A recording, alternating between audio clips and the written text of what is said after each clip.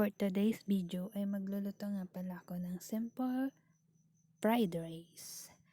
Ginisa ko na nga po dyan ang bawang at ang hotdog na aking ingredients sa aking lulutuing fried rice.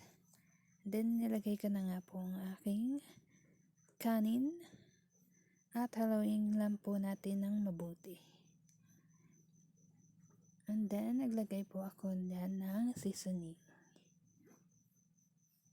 At naglagay nga rin po ako ng kaunting asin para malasa ang ating fried rice. And then nalagyan ko lang po din ito ng itlog. At haluin lang po natin mabuti. At ayan lang po nating maluto.